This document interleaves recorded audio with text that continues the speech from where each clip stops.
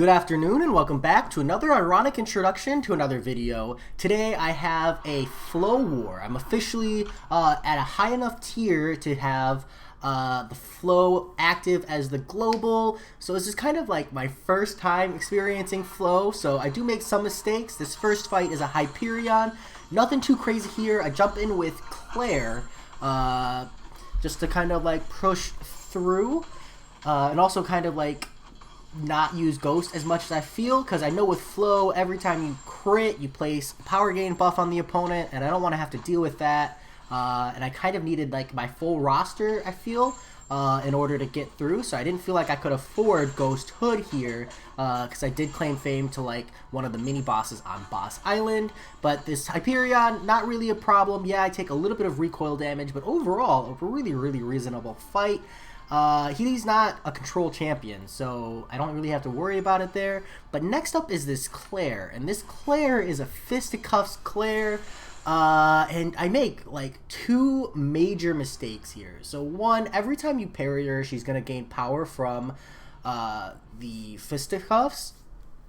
She's an all or nothing, so essentially if you take a special 3, you die. So I needed to pop an invulnerability boost here, so that I didn't die from the special 3. And you can see here, every time I go to Quake, she's gaining a little bit of power, and I start to panic, and it's here when she gains this bar of power that I've like full lost my mind. The Fisticuffs is still going, and I'm thinking, okay, shoot, she's gonna hit special 3 before I can get my Quake rotation off, and then I give her a power buff on accident, and I end up taking a special 3 to the face. Mistakes were made. So I think in the future, it's really not unreasonable to Quake this fight because of the all or nothing node. I think I just need to dance around for like 5 or 6 seconds at the start of the fight, just so that I'm not giving her a bunch of power right away due to Fisticuffs. But I'm like, okay, I got her half down, I have Warlock up, and I have Clairvoyant, so I'll just jump in with Clairvoyant, and I'll use the power control phase to deal with her. But you can see here, like, I got 3 crits in my first 5-hit combo, and you cannot parry the Flow power gain buffs off, which is really rough. So I throw my special 2 here to siphon power, which works great, except, again, 3 Flow buffs, immediate special 3 dead. Yeah, so I don't know. I think again I just needed to dance here at the beginning. Clairvoyant, really not a good option there. So I had the backup come in and take that over. I move on to the second path for path 6. He asked if I was comfortable taking it out. I was like, I was planning on using Warlock anyways, because this is like the limited immunity and the Caltrops, and it's a Red Hulk, so I'll clear my path, and I'll figure something out for next war. I apologize for my multiple deaths on an early lane like that. But I'm baiting out a special 1 in this Red Hulk with Warlock. Nothing too crazy here. Warlock is just really good in a lot of scenarios. You can see here, the opponent probably runs Willpower, because every time I parry, they're getting a degeneration when I have this infection up. So yeah, it's probably pretty safe to say this guy is running Willpower, because his power bar is draining and stuff. I did take note of that, so I opted to play around keeping this guy in the special 1-ish range, give or take. That's why I did a lot of like successive parries there, just to kind of time it out, because it's a special 2 in War where I feel like I could potentially trip up. He's super low, so I throw a 5-hit combo into his block. I was going to throw a special if that didn't kill, just to kind of get him with block damage, and we're past the Red Hulk. So you know, I'm 2 for 4 on this war so far. Not too great, but also, you know, it is what it is. I move on to Thing, and Warlock is who I brought for this champ because it's boost buff, armor up, and Caltrops. It's nothing really crazy. I'm not really used to seeing Thing here, to be honest, because like it's just like a regular fight, and Thing mechanics really aren't that hard. So yeah, I'm just going to jump in with Warlock. I just try to get that initial parry off to trigger the protection. I'm going to throw a 5-hit combo to get the fight started. I should have waited out a little bit on that one, but I'm trying to keep him aggressive. I'll tap once into his block, trying to keep him from throwing that special 1. Throw a 4-hit combo to push him to the bar of power. And now I just made a special 2. Nothing too crazy.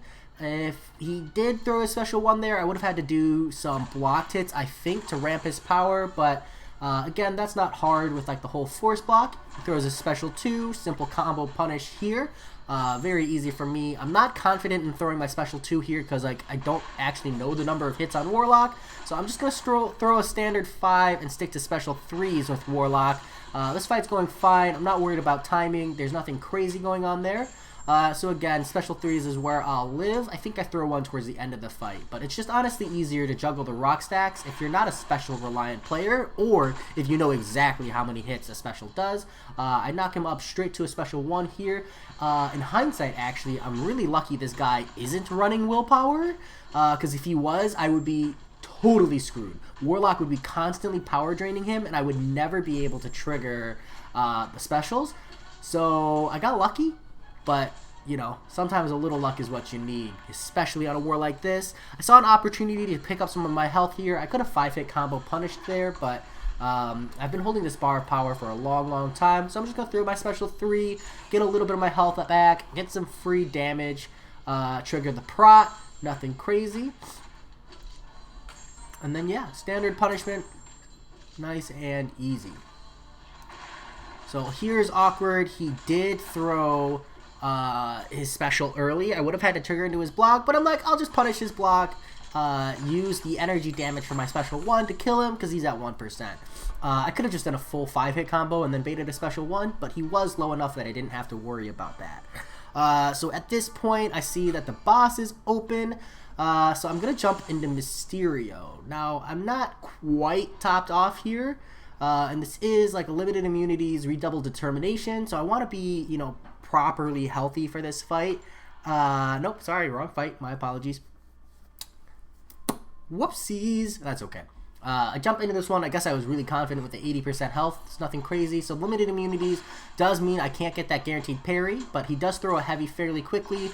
Baiting the heavies is fine. It's not exactly what I'm trying to do. I'm actually trying to get multiple parry procs off. He is unblockable here, so I back off a little bit. I'm glad he didn't go aggressive. A triple reparry there to really stack up some infections, which is awesome. I really like Warlock on stun immune matchups because his block proficiency is pretty good when you have the armor up. As well as like maxing out on the infection stacking. So here I'm trying to get the infection up before the unblockable goes. It does not happen, so here I'm just trying to wait out the unblockable. I'm lucky he goes super passive, which is weird, but I'm a-okay with that. And here you can see, this is when I noticed, oh, he's draining power, so this guy is running willpower, and willpower is like really bad to have as a defender if you're going up against the Warlock. So again, here I'm just going to wait out the bars of power, throw my special 2 for big damage, and finish it off. Kind of force holding block to bait heavies. Overall, really good. Someone else, I believe, knocks the Aegon down. Like I said, I'm pretty low item, and Aegon has a lot of potential damage. I'm not confident enough with Warlock here, even if I healed up. I wake up the next day and this Mr. Sinister is mostly down, so I'm like, after checking like my alliance and seeing who had potential counters, I realized I was one of like 2 people who had a potential counter for this guy, and the other guy really needed to go the other way. So I said, okay, screw it. Instead of making someone like Quake this guy, because Mr. Sinister is known for throwing heavies, even mid-Quake combo, I decide to throw Warlock in. It's a bit of an easier fight as long as you do it right. Limber can be kind of tricky, and it's honestly one of the nodes I struggle with the most. So I jump in here with Warlock, a really great matchup for this fight. I throw a parry here. I'm really glad to see the Suicide Master is on, so I decided to throw another heavy for bleed because I don't have to worry about it. He's got enough limber. I'm really lucky that wasn't a 5-hit punish because I tried to go for a medium heavy. And this is actually where I'm like, whoops, I forgot that there's a limber node. So I need to play this around baiting heavies. So I do the parry, bait heavy, and then a 5-hit combo, which works out just great for me. I decide to throw my special 2 to see if I can't end the fight here. Not enough. But we've kept him at a special 1. I'm going to go back into the parry, punish heavies, because this is really like your only option for openings here on the Mr. Sinister is baiting the heavies. But luckily limber works. I have no idea what happened there. I was slamming my thumb into the right side of the screen. It must have been a dropped input or something because I didn't finish my 5-hit. Luckily, the degen damage finished him off. Next up, I moved into this Tyrax. I looked. Originally, I wasn't going to do this fight, but there were only 2 Quake players who could potentially do this one, and I got confirmation that I'll be back up while I restock up on potions. Should take me like a week or 2. So I decide, you know what, I'll jump in, I'll revive, and I'll dump my level 4 potions in. I was originally going to use like level 3s and level 2s, but I only have 5 items. So level 4 potions is what I gotta use. Unfortunately, that's just the reality. I can't get Quake any higher, and this is just an example of like when like the whole free to play versus pay to play, like and pay to win, because if I had used the unit bot resources, I would have been able to max heal here. And unfortunately I didn't. I'm not super confident in my ability to take this Tyrax down, so I want to boost up. I pop an attack boost and a combat regen, and then I'm like, ah, shit, I should use an invulnerability boost. That was kind of my logic there. It's a relatively close war at this point. Win is yet to be determined. That's also part of the reason why I'm boosting, because this one shot is like relatively important, and I've kind of already died twice. And like, I don't want to die again. So I decided to jump in. It's ineffective, and I'm like really second guessing dropping a boost because it's just a flat out waste, but I do opt to consume and throw the invulnerability boost, because honestly the invulnerability boost is going to be a lot more helpful here, just in case I screw up later on, because it's unlikely that I'll screw up in the beginning of the fight with Quake. So standard Quake and Shake here, you can kind of dance around and not take any damage from Tyrax, but because you're not hitting him, and you're not like really relying on parries or anything, the AI will go like semi-passive, so you don't take too much proximity damage. Tyrax's like potential as a defender isn't so much in the initial phase with that awakened ability. It's more so in the later stages when he's throwing specials at you and he has like power gains on him from flow, or like you have like close encounters with Tyrax, or like a special 2 focus Tyrax. He's not like the world's greatest defender, and he's relatively easy to Quake with those big obnoxious axe throws. You see here, I threw the heavy.